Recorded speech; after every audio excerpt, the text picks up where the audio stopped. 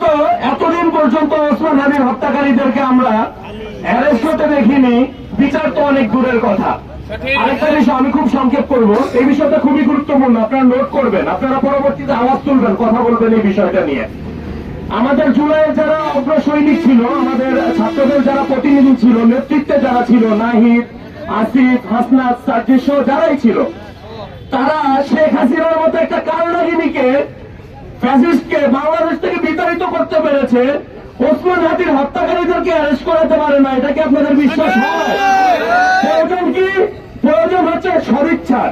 এখানে সদিচ্ছার অভাব। আজকে যদি নাহিদ, হাসনাত, সার্জিস সহ যারা আছে তারা আইন মন্ত্রণালয় ঘেরাও করে আইন মন্ত্রণালয়ের সামনে বসে পড়ে যে আমার ভাই হাদির হত্যাকারীদের বিচার না হওয়া পর্যন্ত, তাদেরকে অ্যারেস্ট না করা পর্যন্ত আমরা এখান থেকে সরব না।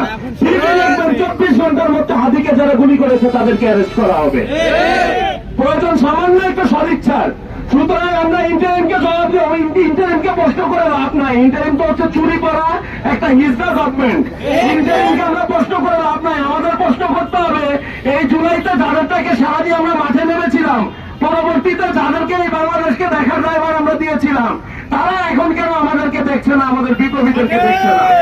সুতরাং আমাদের যদি প্রশ্ন করতেই হয়, প্রশ্ন করবো যারা জুলাইয়ের পতাকা নিজেদের হাতে নিয়ে পরবর্তীতে আমাদের সাথে গাদ্দারি করেছে, এই বাংলাদেশের সাথে গাদ্দারি করেছে, এই ছাত্র জনতার সাথে গাদ্দারি করেছে, হাজারো আহতদের সাথে যারা গাদ্দারি করেছে, আমরা যদি প্রশ্ন করতে চাই, প্রশ্ন আমরা তাদেরকে করবো।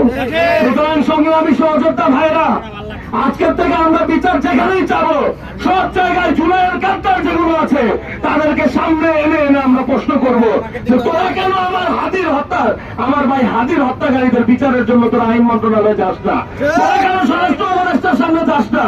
তোরা কেন প্রফেসর ইউনুসের সামনে যাস না, কথা বলিস না? এত এত আন্তর্জাতিক সম্পর্ক রেখে লাভ কি? আমাদের হাদিকে আমরা আর ফেরত পাবো? হাদি একটা কথা বলেছিল, আমাকে মেরে ফেলেন, আমাকে মেরে ফেলেন, কিন্তু আমাকে যারা মারবে তাদের সেই হত্যাকারীদের বিচারটা নিশ্চিত করলেন। আমাদের এই দাবি, যতদিন পর্যন্ত আমাদের ভাই ওসমান হাদির হত্যাকারীদেরকে অ্যারেস্ট না করা হবে এবং আমাদের সামনে এই নির্বাচনের আগে তাদের বিচার নিশ্চিত না করা হবে, ততক্ষণ পর্যন্ত আমরা রাজপথে আছি। ইনশাআল্লাহ রাজপথেই হাদির মতো গভীর মৃত্যুবরণ করতে আমরা প্রস্তুত আছি ইনশাআল্লাহ। সবাইকে ধন্যবাদ। আপনারা এই দাবি অব্যাহত রাখবেন। আপনারা শান্ত হয়ে গেলে বাংলাদেশ শান্ত হয়ে যাবে ভাই। আসসালামু আলাইকুম। সংগ্রাম সংগ্রাম সংগ্রাম সংগ্রাম সংগ্রাম